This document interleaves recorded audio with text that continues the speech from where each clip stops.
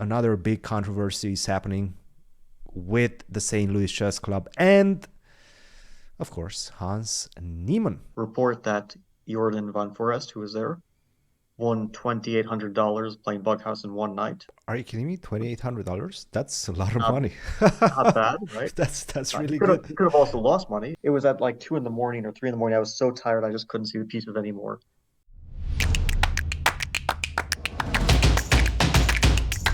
Welcome back, everybody, to another C Squared podcast episodes. We are once again on the go, on the move. Fabi, you're in Germany, ready for the Freestyle GOAT Challenge, Chess 960, or however you want to call it nowadays.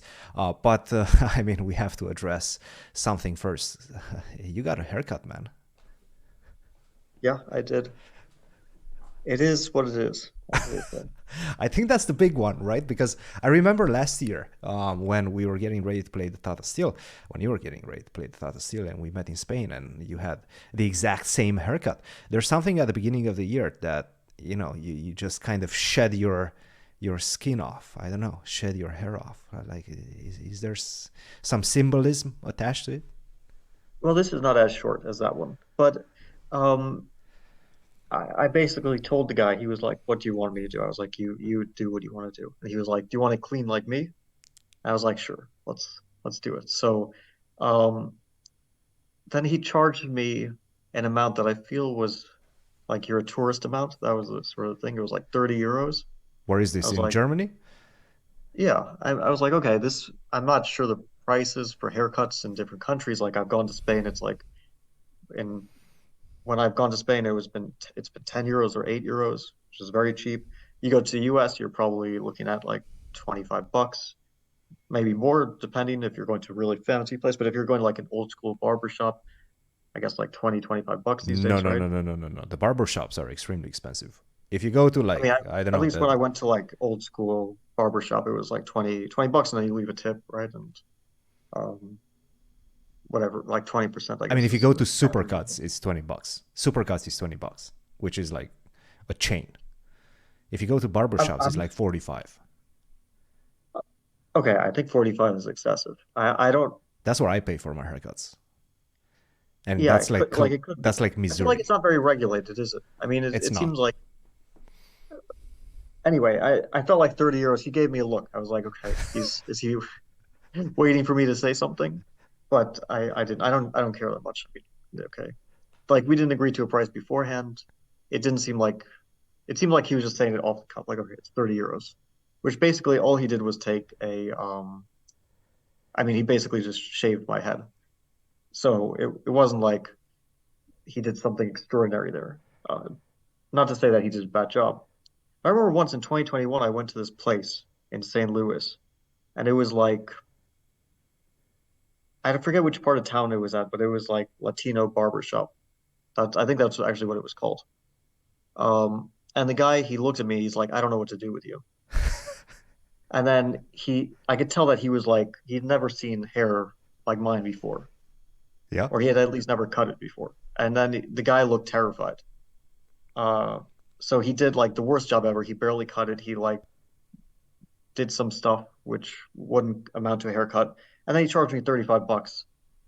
And after that, I just went to the nearest, I guess I went to, what was the nearest store? Like some sort of Target or something. I got some electric clippers and I just did my own job, which was way better than what he did. But it was just a disaster.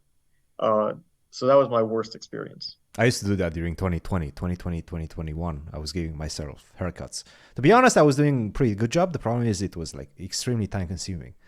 Yeah. And it wasn't like really a good job. Like I was basically just clipping my sides and my back um, without being able to see what I'm doing. And that was kind of problematic, but slowly but surely I was doing, it's not super complicated. I was just like shaving it off basically.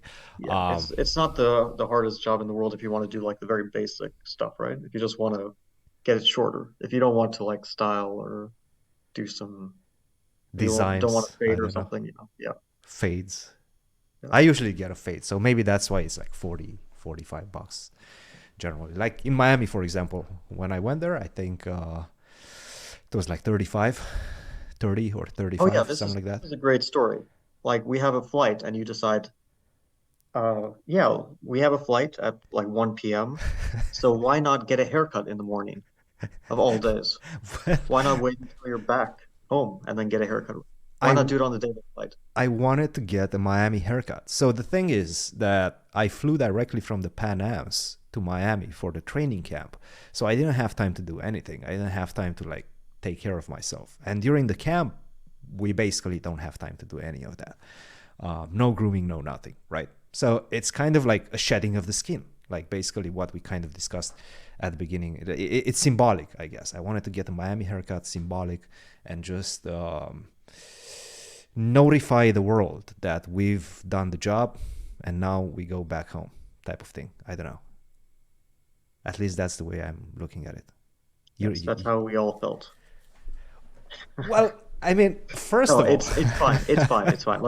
Let's get off the topic of haircuts because I think that our viewers will probably get annoyed after a while if we keep talking about haircuts. I, Or I maybe they'll like it. I don't know. I think haircuts are important. I think men should get haircuts. I know women get haircuts, and generally men. A good haircut on a man, I feel it's like makeup on a woman. Is that a bad thing to say? I don't know. Like yeah, we're getting into ter I don't know. I don't know Is anymore. that edgy? I think it might be edgy. It's not edgy. It just sounds strange. Like these are unrelated things, right? Well, let's just put it this way. I feel like a man without a haircut can definitely improve his appearance by getting a haircut. It's a very easy thing to do. It doesn't take a long time. It covers you for, a couple of weeks, maybe a month. And you can do that every month and add a certain layer of professionalism to your look. Simple. Very simple. And you don't have to spend a Yeah, lot of money on it. that's true. It's not super expensive, especially if you get one every 4 months like I do. Exactly. Yeah, yeah. But to be honest, I had the impression that you were growing it. You're growing the hair. I thought that since you haven't had one in a long time, I thought that you're probably going to like grow it to infinity. No, I'm just kind of lazy. I don't know. I'm lazy with the weirdest things. Like if something doesn't interest me, then I'm lazy about it. If something interests me, then I'm very hardworking with it. I like it. Uh, so yeah, a haircut's just I know it's like 20 or 30 minutes, and it's not a big deal. And I have a barber shop, or I guess you would call it more of like a salon, literally on my block. So literally a 100-meter walk or less. And I still usually don't find the interest to bring myself, walk there, make an appointment, or just walk in and see Right. if they have. But for you, it's also a little bit different, right? Because your hair is special in a way, right? It's kind of like a trademark of your look. For me, it's like just regular straight hair. Everybody has it. Like your hair is much more special than mine. So, you have options. Like you can grow it and then if you decide to do what you did right now. Anyway, let us know in the comments if you like it or not. Do you like it? I don't care that much. I don't really I don't care about my appearance too much, to be honest. Excellent. As long as I don't look like a complete mess, I it's okay. agree. I agree. That's how it should be. All right, Germany. You actually showed me a couple of photos, a lot of interesting details in Germany in preparation for the Freestyle Go Challenge. Um, did you already have the opening ceremony? What can you tell us about the vibe, the atmosphere in Germany? Um, yeah, so first I went to play an event which wasn't publicized at all. I kind of said there was going to be something special happening, and I didn't want to give the details because I didn't know if it would be publicized at all. And it turned out that not only was it not publicized, it wasn't broadcast. There was no news about it. It's not like it wasn't publicized beforehand. It wasn't publicized afterhand. There was no publicity about it. Nobody knows it happened except for the people there. And yet it was probably one of the strongest events, if you want to call it an event, which has occurred in the chess world. Really? Ding was there. What was it? Uh, Ding, I was there. Levon was there. Arjun was there. Gukesh was there. Um, Andrei Yesipenko was there. And Niels Grandelius was there. And other players, I'm sorry if I'm forgetting people who were there, but there were so many players, and it kind of coincided with the Bundesliga, and then there was a side event besides the Bundesliga, which didn't get any publicity at all, but it was basically some sort of bug house with all the players. Ding decided after prolonged thought that he does not like bug house. I can give you that piece of news. Um, Other players mostly like bug house. I really thought that this event would have like would be broadcast, maybe at least to Twitch or something, but it was completely private, uh, in like some sort of not ballroom, in some sort of like conference room of a hotel, and was like just hours of bug house between these players, and also included some bug house betting, even gambling. So I can report that Jordan Van Forest, who was there, won $2,800 playing bug house in one night. Are you kidding me? $2,800? That's a lot of Not money. not bad, right? That's He really could have good. he could have also lost money. It was That's possible, really but good. I was actually the not the recipient. Like I didn't bet against him, but I was part of the team that bet against him. I didn't want to like get involved, but it was at like 2 in the morning or 3 in the morning. I was so tired, I just couldn't see the pieces anymore. And we were also an underdog team against them. It was Niels, and Jordan against me and my partner Vadim Rosenstein. And we're an underdog team. It's we're kind of Hmm. outrated on one board massively, not to be rude or anything, but that's the case, right? Sure. Yeah. And and also I was completely exhausted. And Niels, if people don't know, is a truly excellent bughouse player. Jordan is okay, um, for a beginner. Uh, I'm kind of seasoned, so I'm You're decent. very I'm good. not. No, no, you're very good. I would place you maybe a level below Levon, who I know is like also extremely good, but a very slight level below Levon, if Yeah, that. we're still talking about like even Levon, he's a good player, but and also Niels, he's a very good player, but we are still talking about not the best players in the world. The best players in the world in Bughouse are not really Known. tremendously strong chess Yes. players, Yes. and they mostly play online, and they might not really be very well known. I don't even know them too well myself, but I know that there's some players who are going to absolutely destroy the best chess players in the world in Bughouse. Yeah. But I play for fun, and I know quite a bit about it, so it's something I've been doing on and off for years and years. And like from a chess player who I know who's very good, Gula Mali is very good. He's about 2,300 FIDE, I guess, and uh, US player, right? And he's very good at Bughouse.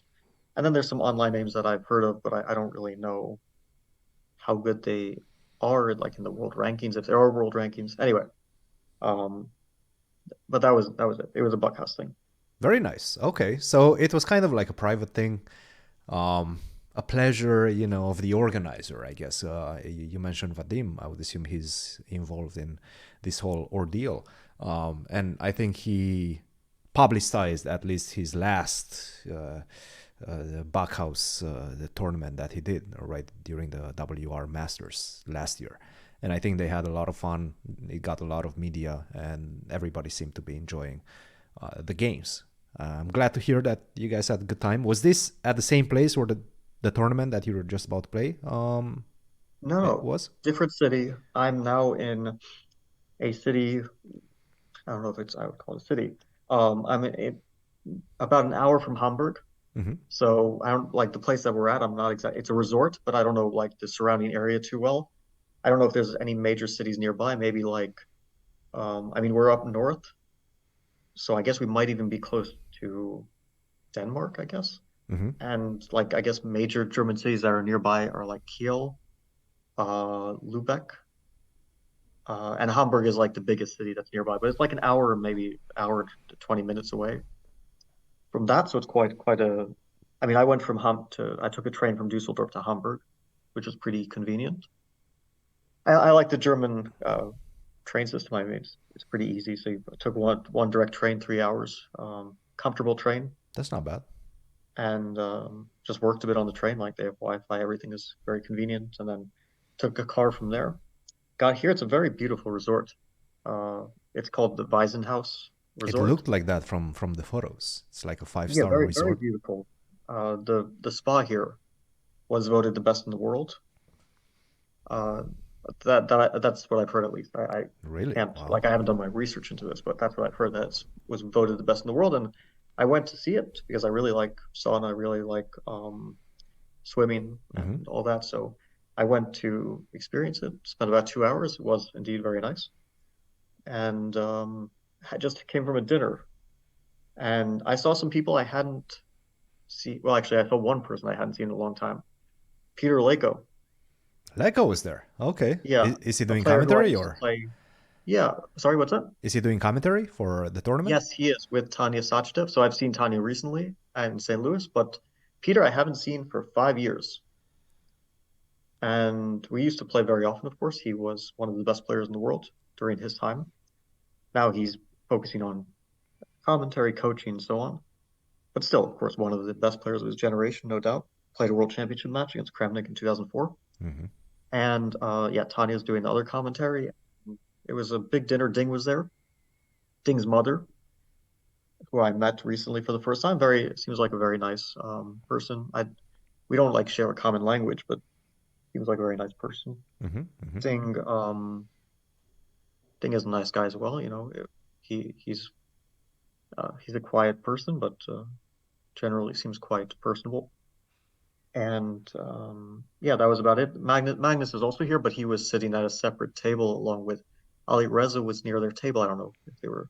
That was after they played their match. So Well, they so had their Magnus was. match, yeah. So I guess they played their match from the same location, more or less. Yeah, different rooms, of course, but the same complex. Absolutely, there's no doubt about that. Yeah. And then they went to dinner, and it was a really nice dinner. Food is excellent. Everything's really nice here, I have to say. It's going to be a fun event. I do encourage people to check it out. It's a freestyle goat chess challenge. It's kind of a weird name, but It's a whatever. weird name.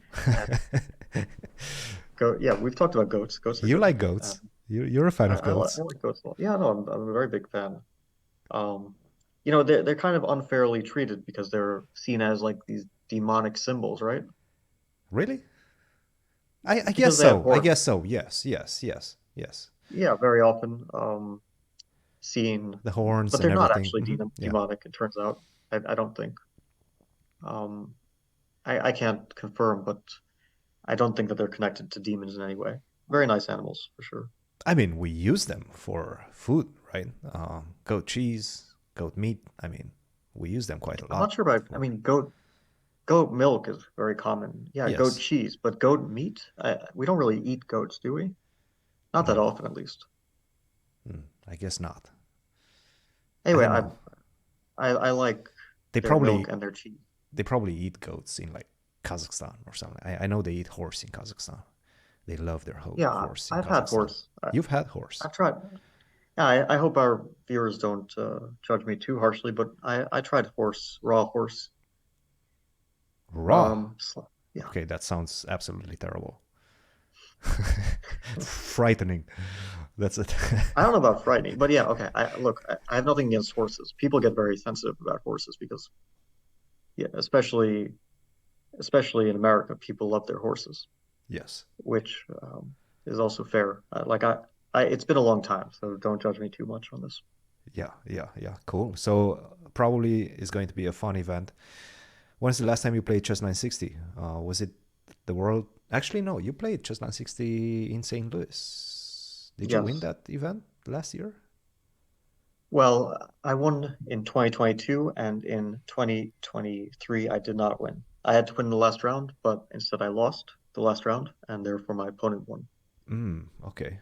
which was very unsatisfactory. Is there anything different, or is just like just 960? It's exactly the same. It's just called freestyle. They want to call it freestyle, and the reason why is because they want to reach a wide audience that includes non-chess enthusiasts, so people who don't really know chess. That makes And sense. nobody, if you don't if you don't know much about chess and you're seeing this for the first time, chess 960 sounds kind of bizarre. Like you have to explain, okay, it's 960 possible positions, but we're taking one out, but we'll still call it chess 960 even though we take one out, which is the main position, you could say. Yeah. Or Position Fisher five being taken. random. Fisher random, it's like people who don't know about chess will be like, who is this Fisher and why is he random? Hmm. But if you call it freestyle, you can explain, yeah, we're just mixing the pieces up. It's freestyle. and it sounds like something cool. That's their reasoning. I mean, I don't particularly care what they call it, but that's why they call it that. How are you going to approach this tournament? When we went to the World Championship, the Chess 960 World Championship, we were actually even doing some preparation in between games. Are you going to do any of that, or just freestyle it? I will actually have a second here, You will. Okay. but we're not going to be. You can't prepare for Fisher Random. I think we'll do some general chess work and play some training games, play some blitz, play some rapid. I'm going to focus a lot on like physical stuff during this tournament, so I want to make sure that I'm because I think that this is one of those occasions when you usually have to prepare very much before a game. Here, since you don't have to, you can go for a jog, go for a walk, go to the spa, Yeah. and do whatever else you want to do to take your mind off chess for a little bit, which is a rare privilege during a chess tournament. So I'm going to take advantage of it. No, I think that's a great strategy. I mean, obviously, once March rolls in, things are becoming extremely busy.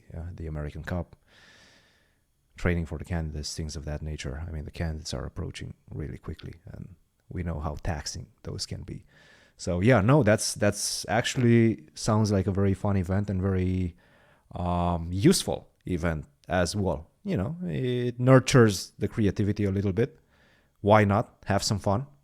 Enjoy it. You play the no castle chess. That was interesting. You're playing this one right now, so should be a good time.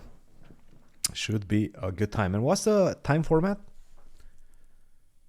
It's a classical time format, 90 minutes with no increment, and then 30 minutes with 30-second increment after move 40. And then there will also be rapid chess incorporated in it. I have to check the exact details, but it's like rapid matches, then that's placement, and then matches of classical, and so on and so forth. Cool. Uh, which sounds interesting. It's going to be the first classical Fisher Random or chess, whatever you want to call it, event. Yeah. And yeah, classical is interesting for this format. We'll see. I would prefer to play rapid, but open to classical as well. No. Definitely should be quite interesting. I mean, especially since you're going to be thinking from move one, more or less, right? By the way, when are you going to find out the position? I think that's an important factor. Are you going to Well, find it the each night game will have a before different or position, and it will be 10 minutes before each game. 10 minutes? So you don't get pretty much any time to prepare, No, more or less. you can just look at the position a bit, think about it a bit, and that's it on your own Okay. without a computer. So you're not even allowed the computer in. No, of course not. No, they do not want to allow that. I think you can discuss it with other players. I think they're going to split it up into teams. White and black can discuss on their own. Okay. The white players who play with the white pieces, I should say, Uh-huh. and the players who play with the black pieces. Yeah, it will be a fun event. I'm very much looking forward to playing.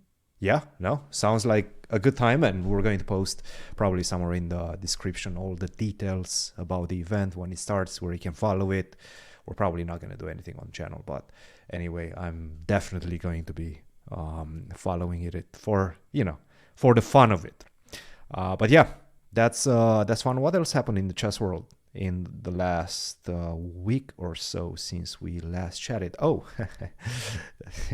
in Europe, not so much. Actually, maybe in Europe as well. But another big controversy is happening with the St. Louis Chess Club and, of course, Hans Niemann. February 2nd, big statement came from the St. Louis Chess Club, basically saying that while the St. Louis Chess Club remains committed to providing a world-class environment for all levels of chess players to play and enjoy chess, after recent consideration, the St. Louis Chess Club has made the difficult decision not to extend an invitation to GM Hans Niemann to participate in any invitational tournaments organized by the club in 2024. So we're going through the timeline right now. The decision was based on GM Hans Niemann's demonstrated inappropriate behavior, including damaging private property, rude comments, and an uncooperative attitude, resulting in a failure to fulfill contractual obligations. The decision was not made lightly, and we hope this serves as an opportunity for growth and personal reflection, and they will reevaluate and see whether they will invite him in 2025. So 1 year ban from the St. Louis Chess Club Invitational events for Hans. That's a pretty big statement, and we will soon learn a lot more details about it. First of all, this kind of came as a shock to me. I did not expect it. I had ideas of Hans' unruly behavior, unruly behavior, let's call it that way. Basically, we will get into that in just a second. But yes, it was kind of well known in closed circles. I would assume you knew about the situation at the hotel when he trashed more or less his room and then had to pay a fine for it. Your take on the statement? Okay, so first of all, I think I heard a rumor, someone heard something from somebody. I didn't put much weight into it. And so I didn't really know if there was any truth to it or not. Yeah, about the hotel room. And I mean, I really heard like from a very offhand source who heard it from a player, I think, from the tournament. And I wasn't sure that there was anything to it, if it was real or not. You can always hear some things. And then I forgot about the thing completely. Yeah. Basically, it was clear that for a while there were tournaments that Hans would have been a natural fit for that he wasn't being invited to. But also, since the chess club can invite whoever they want and they have no obligation to invite one player or another, you wouldn't expect that it would ever come into some sort of dispute because, well, the tournament that I would think actually set things off is the American Cup, because most likely, You I mean mean, the Hans can upcoming American Cup? Yeah, the one which happened last year and which will happen again this year in March. Because the United States Championship, Hans is eligible to play by. People always have a problem with how I pronounce that word, but well, anyway, he's allowed to play in the American Cup because he qualifies by rating, and the American Cup is only hosted by St. Louis. They don't decide who plays. That's purely a matter of qualification. So it's their event to host, I but think they have it's part of one U.S. wild card, chess. right? Yeah, they have one wild. I don't actually know who decides who that wild card is. It doesn't really matter. But basically, the St. Louis Chess Club is just the place where they hold it, and they organize. They put the prize fund up. I think, which it's an excellent prize fund. It's like 60 grand first prize, kind of unheard of in national championships. So Hans of course can play that, and he did play that in the last 2 years. And then all the invitationals like the Spring Classic GM, Winter Classic GM, all these things which the club hosts. I don't know if Hans cares too much about it, but he did say publicly that he had asked to play and asked to be invited, and he would have been a very natural fit for that tournament because he's 2675 currently. He would be a bit higher than the average rating in the Spring Classic, for example, or any of these classic tournaments that they hold quarterly. And the American Cup, if they simply go down the rating list, then I think he would be near the bottom, but he would be one of the players that would be invited. Like let's say I'm highest rated, then Hikaru, then Wesley, then Lanier, then Levon. That's 8 players, so I think that's 5. And then there's Hans is among the For this year, he was number 8 by rating, but I would assume some of them declined to participate, and basically they invited all the way. Right? I think Hikaru declined. Yes, at least Hikaru. Yeah. I'm not sure about anybody else, but I know that they invited up to Grigory Oparin, which is number 10 in the US. Yeah. So basically, Hans was kind of, you could say he was left out of this, which was just going according to ratings. And then the question is why? And of course, I had no clear answer to that. And nobody really thought about it, I guess. I mean, the players who were playing might have given some thoughts to it, but the outside world, of course, who would think about it? But for Hans, it is definitely a missed tournament. It's a tournament with a serious prize fund, very nice format. I don't know what the first prize is. Maybe it's like 60 or something, but pretty serious money in the tournament. And of course, playing against the best players in the United States, also a nice thing and definitely something that he wants to play.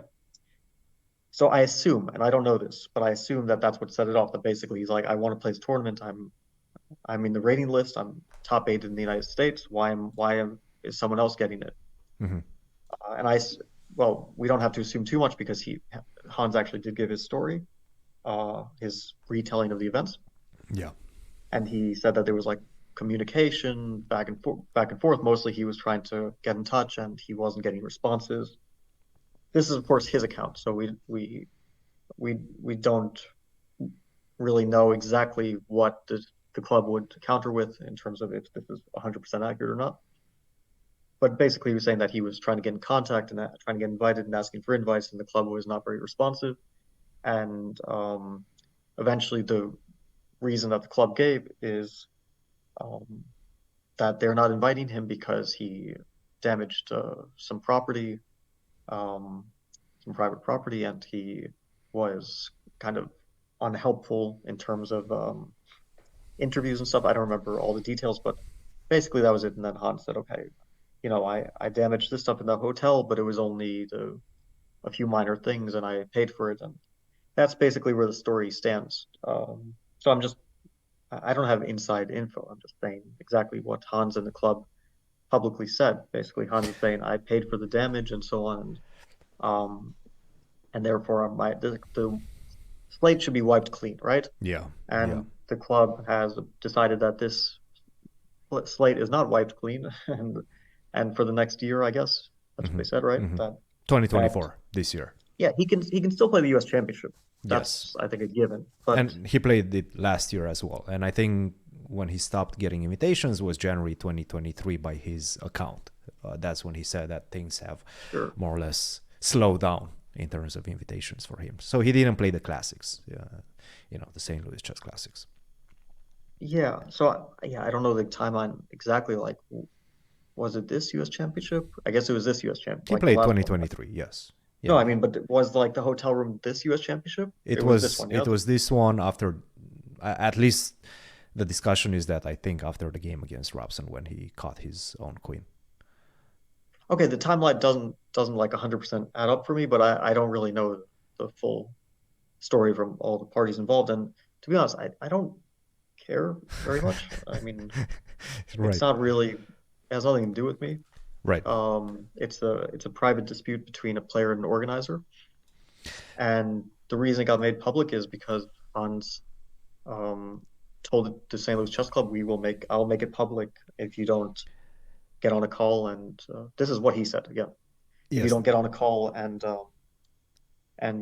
we figure out some solution to this. And then rather than getting on a call, they just said, okay, we'll make our own public statement first. So they got ahead of it, which is probably the the correct PR move. I mean, I don't know. I assume that's Yeah, this the is it's a whole PR kind of back and forth between Hans and I guess the club. But one thing I will say, and you can take this with a grain of salt because I have a great relationship with the club. I have not heard too many players speak badly about the club. Obviously, I have a working relation with the club, so you don't have to trust me or take my word for any of this. But generally, threatening a private organizer with releasing sensible information and private conversations and things of that nature is not going to play in your favor.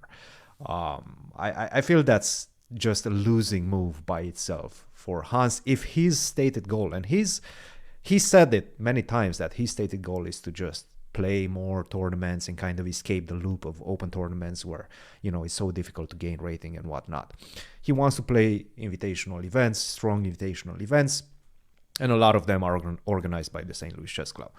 So if that's your stated goal, then I don't think threatening the club, being rude to their management, and I think he did say quite some disparaging stuff about the management at the club as well, which is, you just shouldn't do that. You're a young, up and coming, growing player. Just be nice, and you will get your invitations. Everybody wants to see Hans play. There's, he brings a lot of attention, a lot of eyeballs to a tournament, but you're not gonna get your way by threatening. private organizers. Is that's just silly in my opinion. Well, yeah, okay. Like again, I'm not a PR expert. I haven't done any studying in terms of public relations, but it's not a very logical move, I think, because like let's say for the next year that he sort of in the past there was a conflict and obviously they're at odds with each other now.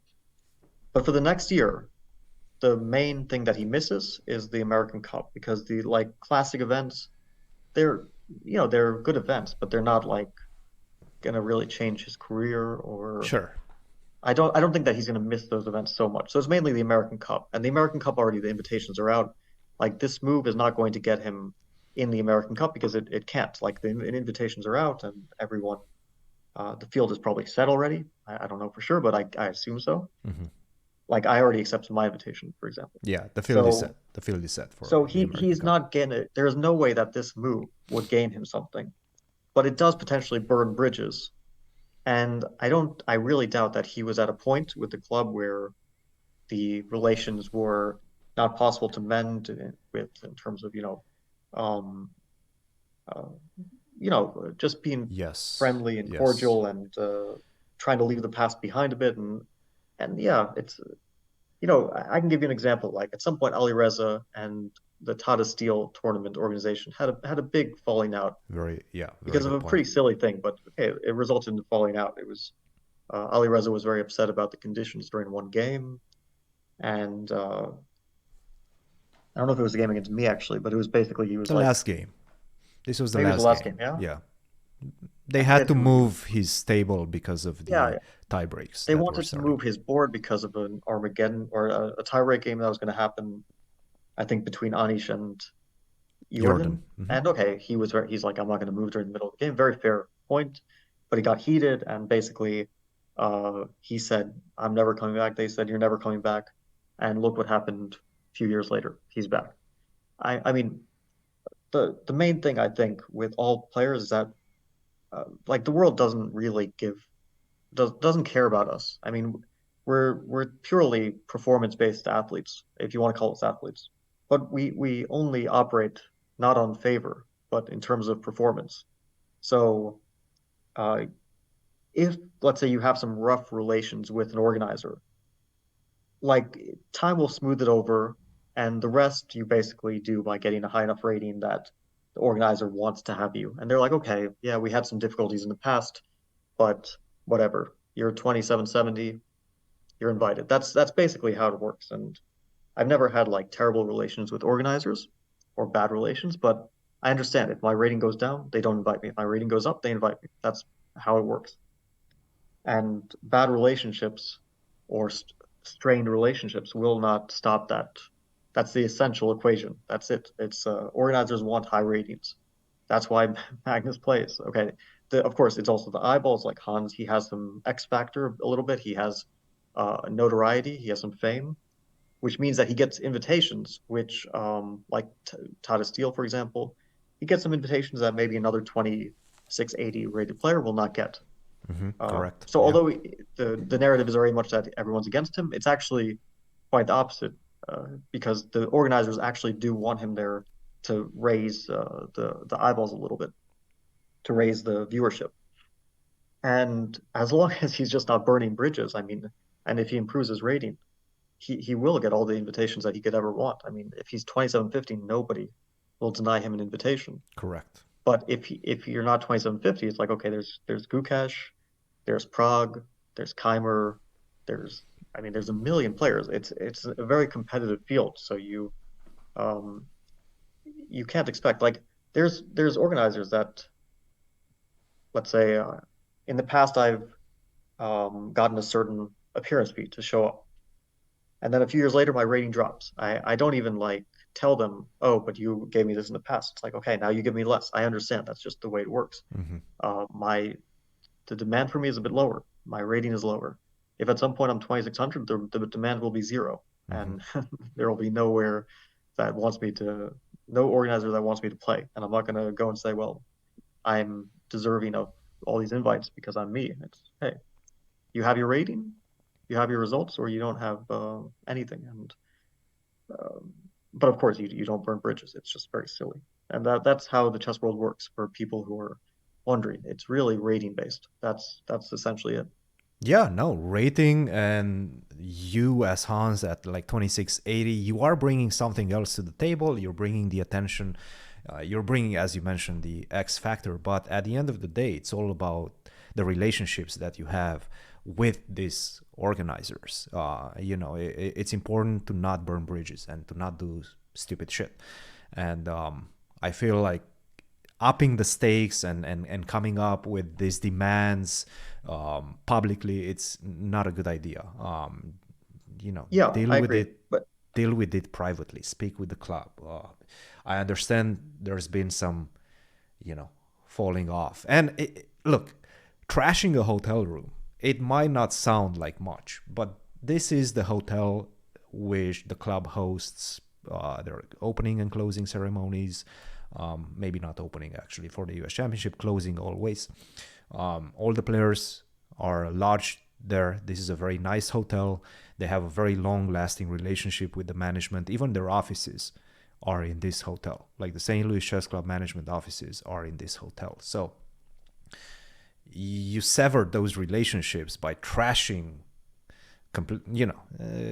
pretty much completely trashing a room. That's not going to be a great look for yourself, but also for the club. And the club probably didn't like that. I understand that there's been an apology element to it afterwards, but I mean, it, it's still kind of problematic. okay, look, I think even at this point, of course I can't know for sure, but I think even at this point, like there is no reason for Hans to despair. I mean, if he gets his rating up, basically you can't organizers can't really ignore it. Yep. And the club, from my experience, has always been very reasonable. Like they're just a very professional organization. They go by the book mostly. And so I don't see why they wouldn't invite him in the future. But yeah, there's no reason to try to like fight someone who like it's like we're chess players and the organizers are giving us the the means to support ourselves, right? Yeah, Without organizers, without sponsors, basically, there would be no professional chess. of course. So you're kind of fighting against yourself in a way because this is how we make our career. It's like let's say you play a world championship match. The prize fund could be 2 million or it could be $5,000. Like there was a time when the world championship match was okay, we're talking a long time ago, but was contested for like maybe a month's rent or something. It wasn't like it was always the case that people could make money from chess. So it's it's just a bit it's kind of not very helpful, to put it mildly. It's actually counterproductive, I'd say, to fight against the people who are making chess possible as a career. As like I'm a chess professional. Hans is also a chess professional, as far as I can tell right now. I don't think he's doing anything else besides working on chess. Um, and in general, like one thing that I quite like about Hans is that he does love chess. He does take it seriously. I really believe that he like is passionate about his chess. Um, okay, yeah, you shouldn't. I mean, just as like let's say like if I was meeting with Hans as his advisor, I would say okay, just try to mend relations and work on your chess, get your rating up, and all the invitations that you could ever want will be yours. Yeah, no, and again, it's just about, I would assume he's also concerned about not falling into this open tournament loop, which he experienced last year. He didn't make a lot of improvements in terms of rating because of that, or at least that's maybe his perception of it. And it's not easy to gain, 30 rating points to jump from like 2680 to 27, 10, 20 in open tournaments is extremely difficult. It's much easier to do it in closed events. That's actually I like seriously disagree with this. I have to say, Really? I Okay. seriously disagree Okay. with it. Okay. I know that this is a very common narrative that like top players they play in their own little fish bowl and then they go to the wide open sea and then they lose all their hard-earned rating made by drawing a million games. absolutely not the case Okay, from my experience. I've played open tournaments over the last few years, not many, but like in the last, if I go back to like I don't know, open tournaments I played from 2016, I think I've gained rating in all of them, save for one where I lost maybe 4 rating points the last Grand Swiss. And I assume haven't checked this, but I assume that if you look at the um, let's say winners of open tournaments, you'll probably see um, a general preponderance of top players uh, at the highest ranks of open tournaments. Like I think that's what you'd see. I know that Hikaru, for example, he's very often winning these. Like Gibraltar, he's won 5 times. sure. He gained rating all those times, and he was a top player in every single one of them. And I played Isle of Man in 2016. I had a 29 like 20 performance. I shared first place with Elyanov. I think it was like 8 out of 9 or 7.5 out of 9. In 2019, I shared first place with Wang Hao. In 2021, I gained rating. In 2023, I lost 4 points. Hmm. Um, Reykjavik, when I played the Reykjavik, it's actually funny. When I played the Reykjavik Open in 2012, my rating was 2770. And uh, Hikaru, at the time, I don't think that we were on like super friendly terms, but Hikaru posted a tweet because I was like beating, let's say I beat Ervin Lamy, I beat Irina Krush, I beat some of these players who were quite a bit lower rated than me. And he posted a tweet saying, after seeing how like some players are gaining rating in these open events, I think that we should adopt a weighted rating system, such as in tennis, which actually definitely an argument for that, especially to counter inactivity. But it's funny that back then it was like, oh yeah, you're trying to beat up on weaker players, and then when like Ali Reza played some open tournament in France, he went well, he qualified for the candidates. He went to 7 out of 7, right? Yep. Or how many games? I don't Yeah, know. yeah. He beat 7 out of 7. Kamsky. He Yeah, beat yeah. 7 out of 7. like these are not easy things. Certainly not.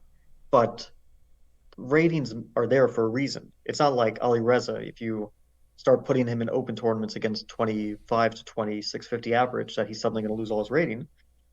He might have some bad tournaments. He might have some good tournaments. He'll probably keep his rating because that's his strength. But I think we're So discussing different things and we're debating different things. I'm thinking about making that jump from 2680 to 27, 2030, not necessarily maintaining your why would that be rating at different? 2750, 2750 plus. Why would it be different to get to the rating or to maintain the rating? Mm, maybe factors outside of just pure chess skill. Like, for example, okay, I'm not there yet. I cannot make a living out of chess.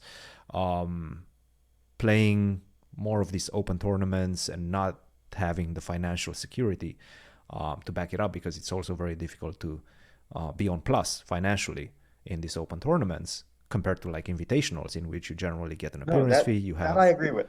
like Of course, there's that extra pressure, I guess, in open tournaments. from a financial point of view, definitely the open tournaments are not a good way to make a living. It's a huge slog. You might be fighting for a 5 grand first prize. It's not easy. And you have a Uh, very short window of opportunity. I mean, if Hans, for example, stay around 2680 for the next 2 years, that's it. Bye bye. 2680 at 23, okay, but that's 24. for everyone. That's everyone. I mean, we've all been Exactly. there. Exactly. Yeah. Like, Yeah. I don't remember what my rating was at his age. Okay, I was probably already 27, uh, I think you 80 were. or so at I his think age. you were. Yeah. Yeah. But okay, there was a period before that where I was 20, let's say low 2700s. That was the make it or break it moment. And I'm sure everyone who has broken to the top level, if we're looking at Wesley, if we're looking at Jan, okay, for Jan came a bit later. If we're looking at Anish or Ding, or everyone has their own path to it. But there is a moment when you need to break through, and uh, and we all do it through the open tournaments mostly. And then you get some small closed invitationals, like let's say you get to the first time I played the Tata B group, Hmm. it was 2009, and then I won it, and I got to the Tata A group. It's like you get these small batches of closed invitationals. You really want to make your move there. And then you get a lot of open tournaments where yeah, it's not easy. You play a lot of lower rated players. A draw is bad for your rating. A loss is disastrous. But all the players who you see at the top, they basically got there through playing opens.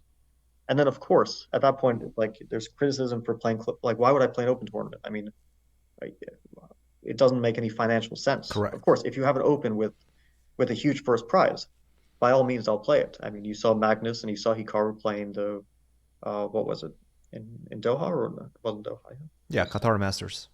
Qatar, man. Okay, it wasn't Doha. Yeah. Hmm. So if you put the money there, then the top players will go to it. But if there's no money there, it would be silly to do so. And I would not consider it like a big rating risk to play an open tournament. I mean, it would be perhaps a bit more risky, but also potentially more rewarding because in a closed tournament, um, like let's say I play a Singfield Cup, +2 is already a really difficult result to achieve. And with +2, I get like what, 5 points, Hmm. um, because I'm a bit higher than the average of the field. And if I score 50%, I lose like 5 rating points, Hmm.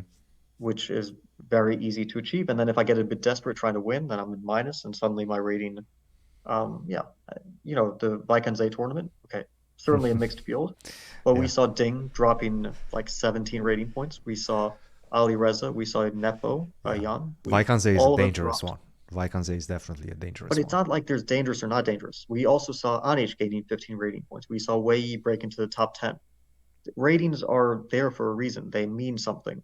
They're an objective way, unless someone is inactive, in which case you can say we don't know their strength. It's Hmm. an unknown. Like if Gary came back, he's 28-12.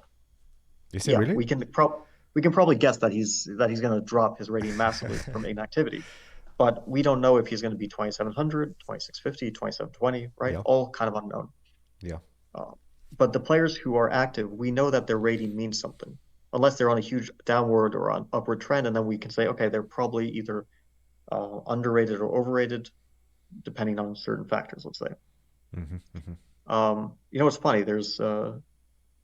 There's four players in India, all separated like Vishy 2748, Gukesh 2747, Frog 2747, Vidit 2747. Kind of funny. I just saw Hmm. the rating list. Hmm. Yeah. One rating point. So It's crazy. yeah, three of the Indian players are tied at the same rating. Yeah. Yeah. But yes, Hans is on YouTube right now. He's documenting his journey to World Chess Champion. He's at day 7. He says he's going to upload a video every single day. So looking forward to follow his journey as well. Nevertheless, again, talented player, definitely needs to work things out. And I understand he probably has this perception of himself. He often compares himself with Bobby Fischer and whatnot, and he pushed the narrative.